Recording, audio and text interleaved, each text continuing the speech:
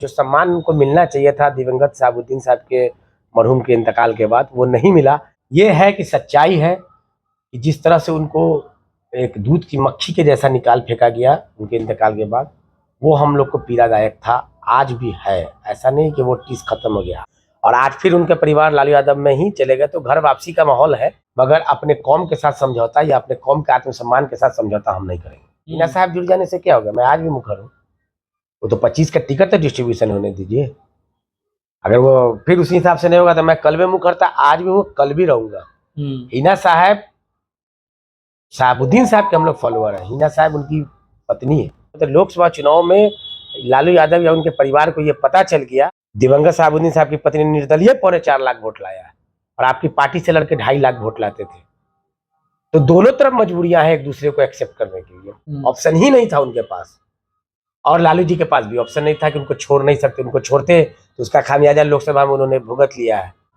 Osama साहब हो चाहे हिना साहब हो, उनका फेस लैंग्वेज आपको देख रहा था कि मजबूरी में ज्वाइन की हुई पार्टी। ओसामा साहब जहां से सिवान के एरिया में निर्दलीय लड़ेगा, चुनाव जीत जाएगा। पार्टी की जरूरत उसको चुनाव जीतने के लिए नहीं थी, वरना ओसामा को या हिना साहब को, शहाबुद्दीन के बेटा और बीवी को पार्टी की जरूरत नहीं। चुनाव तो जब चाहेगा, जहां से चाहेगा वहां से जीत जाएगा विधायक सभा, कोई दिक्कत नहीं। देखिए 25 में हिना साहब के आने से 10-15 सीट का फर्क तो पड़ेगा।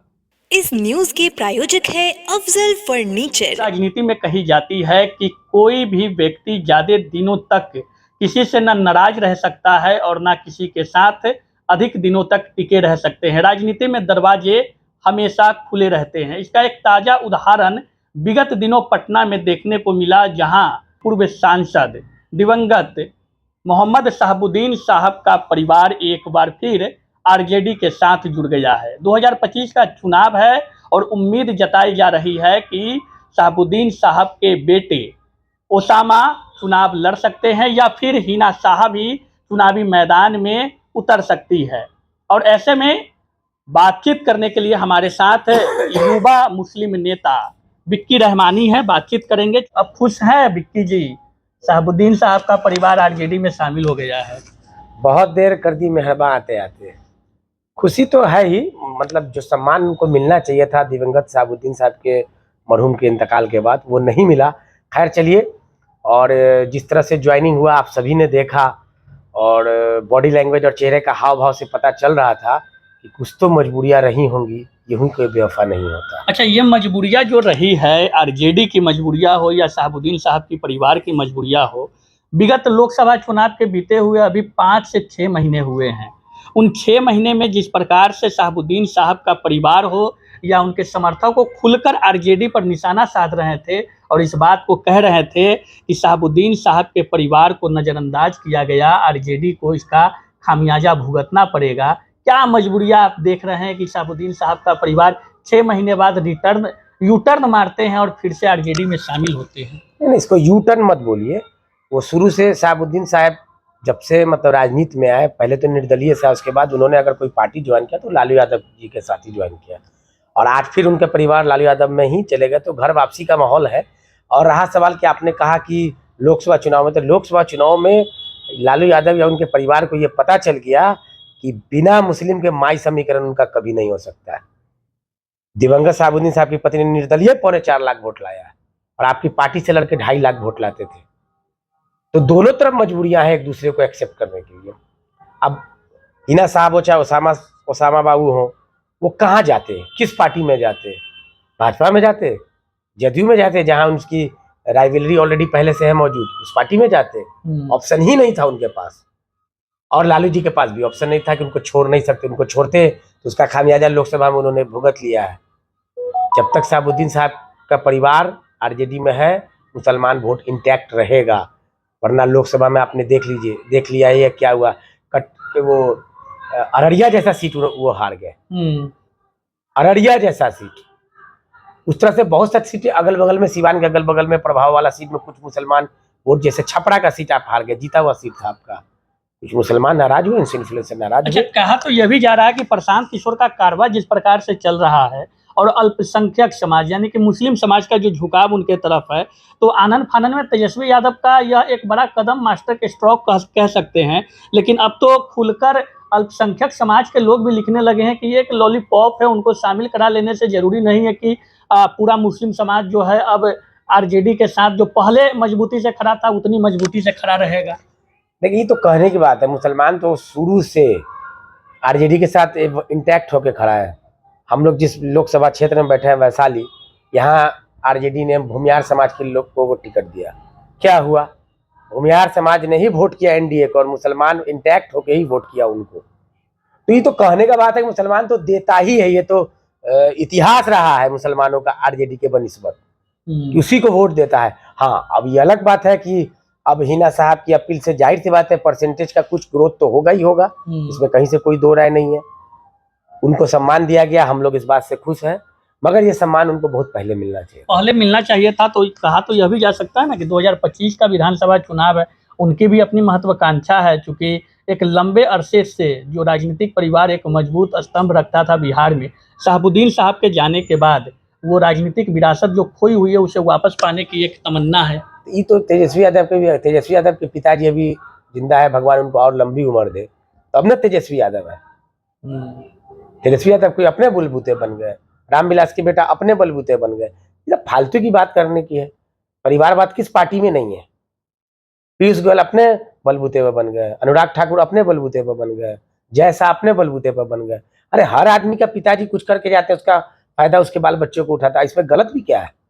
हमारे पिताजी अगर आज संपत्ति खड़ा करके जा रहे हैं तो उसका फायदा हम ही उठाएंगे, कुछ बड़े बन जाएंगे तो उसका फायदा हम ही उठाएंगे। तो ये कोई बहुत बड़ी बात नहीं है कि पिताजी का है। तो उनके पिताजी थे ना, उनके पिताजी तो कितने विधायक बनाए, जीरादेई से लेके। अवध बिहारी चौधरी किनके प्रोडक्ट है हिम्मत अवध बिहारी चौधरी को कि शहाबुद्दीन साहब के खिलाफ इस बार विधानसभा में वोट मांग ले खिलाफ बोल के। ये सब कहने की बात है।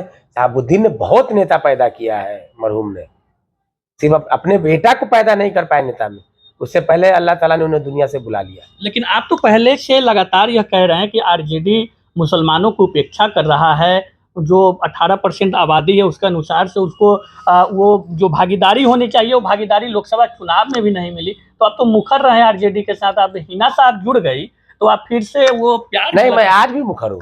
हिना साहब जुड़ जाने से क्या होगा, मैं आज भी मुखर हूँ। वो तो 25 का टिकट तो डिस्ट्रीब्यूशन होने दीजिए।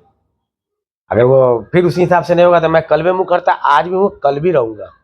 हिना साहब शहाबुद्दीन साहब के हम लोग फॉलोअर हैं, हिना साहब उनकी पत्नी है, उस वजह से उनको हम लोग मानते हैं। लेकिन ये नहीं कि आप अपने महत्वाकांक्षा के लिए या अपने सेल्फ के लिए कुछ कीजिएगा तो हम लोग आपके साथ है। नहीं, आपके साथ हमारा सिंपैथी कल था, आज है, कल भी रहेगा, मगर अपने कौम के साथ समझौता या अपने कौम के आत्मसम्मान के साथ समझौता हम नहीं करेंगे। मतलब भागीदारी की जो बात है उस पर अडिग आप भी एकदम अडिग है। उसके बाद भी होगा तो हम उसका विरोध करेंगे, चाहे हिना साहब जाए चाहे कोई साहब जाए। लेकिन मुस्लिमों के एक नेता स्थापित कहे जाते थे शहाबुद्दीन साहब, उनकी पत्नी के प्रति शहाबुद्दीन साहब को लेकर के मुसलमानों में जो सिंपैथी दिख रही है, तो उनके आने से अब तो यह क्लियर लग रहा है ना कि टिकट मिले, भागीदारी मिले ना मिले, लेकिन हिना साहब एक मजबूत स्तंभ जो राजनीति में शहाबुद्दीन साहब की पत्नी कही जाती है, तो मुसलमान अब मजबूती के साथ आरजेडी के साथ रहेगा। मुसलमान मैं फिर कह रहा हूँ, मुसलमान तो आरजेडी के साथ मजबूती से रहा ही है। हाँ, हिना साहब के आने से उस एरिया का, सारण की तरफ का, गोपालगंज, सिवान, छपरा, ये सब एरिया का मजबूत होगा और मजबूत होगा। उनके आने से आरजेडी को फायदा मिलेगा। हाँ, उस एरिया में फायदा मिलेगा। शहाबुद्दीन साहब के इंतकाल के बाद जो खाई एक बनी, जिस प्रकार से सोशल मीडिया पे बातें लिखी जा रही थी कि उनके जनाजे में आरजेडी के नेता तक शामिल हैं, उनकी पुण्यतिथि जयंती तक नहीं मनाई जाती है और अब संस्थापक सदस्य कहते हैं उनके परिवार को शामिल कराते हैं। राजनीतिक स्टैंड ये तो देखिए, ये तो उनका परिवार इस पर टीका टिप्पणी करेगा, हम लोग कोई नहीं होते टीका टिप्पणी। लेकिन हाँ, ये है कि सच्चाई है कि जिस तरह से उनको एक दूध की मक्खी के जैसा निकाल फेंका गया उनके इंतकाल के बाद, वो हम लोग को पीड़ादायक था, आज भी है। ऐसा नहीं कि वो चीज़ खत्म हो गया, आज भी है। बट आपने एक चीज़ देखा होगा प्रेस कॉन्फ्रेंस में, ओसामा साहब हो चाहे हिना साहब हो, उनका फेस लैंग्वेज आपको देख रहा था कि मजबूरी में ज्वाइन की हुई पार्टी, दिल से उन्होंने ज्वाइन नहीं किया। कुछ तो मजबूरियां रही होगी, कुछ तो मजबूरियां रही होंगी, यूं ही कोई बेवफा नहीं होता। बेवफा जो हुए थे तो बेवफाई का भी यह सिला मिला कि आरजेडी ने शामिल कराया। और 25 में हो सके ओसामा साहब चुनाव लड़ती दिखे या फिर हिना साहब चुनाव लड़ते दिखे। क्या लगता है, आप भी पत्रकारिता में बहुत दिनों से जुड़े हुए हैं, ओसामा साहब जहां से सिवान के एरिया में निर्दलीय लड़ेगा चुनाव जीत जाएगा।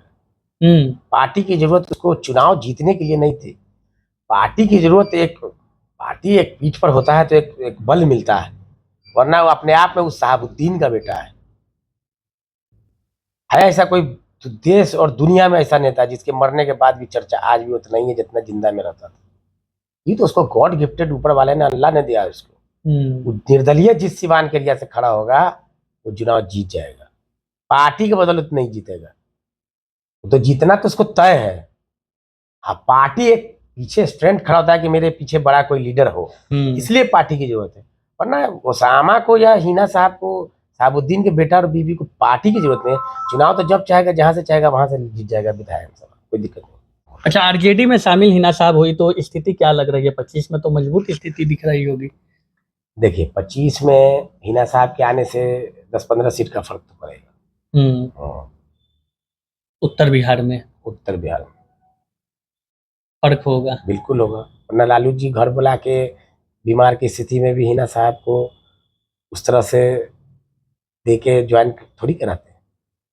चलिए, तो विक्की रहमानी हमारे साथ है। बातचीत हुई हिना साहब और उनके बेटे ओसामा, जो अब आरजेडी में है और आरजेडी में घर वापसी कह सकते हैं। और ओसामा का नया राजनीतिक एंट्री है, नया राजनीतिक पारी उन्होंने आरजेडी पार्टी से शुरू किया है। उनके पिता मोहम्मद शहाबुद्दीन, जो दिवंगत पूर्व सांसद है, आरजेडी के संस्थापक सदस्य कहे जाते हैं, और उन्होंने एक लंबे अरसे तक राजनीति में जो अपना दबदबा कायम रखा था। हालांकि उनके इंतकाल के बाद उनकी पारिवारिक पृष्ठभूमि, राजनीतिक पृष्ठभूमि जिस प्रकार से बिखरा, उसे अब संवारने की कवायद में हिना साहब जुट गई है। और कल तक आरजेडी के खिलाफ मुखर होकर बोलने वाली हिना साहब और उनके बेटे ओसामा अब आरजेडी के साथ है। इससे कितना फर्क पड़ता है आने वाले चुनाव में, यह वक्त के साथ पता चलेगा। शादी का फर्नीचर सेट 34,500 से स्टार्ट। AFZ फर्नीचर के ऑफिशियल YouTube चैनल पर विजिट करिए विशेष जानकारी के लिए और परचेज करिए बिहार के सबसे बड़े शोरूम से।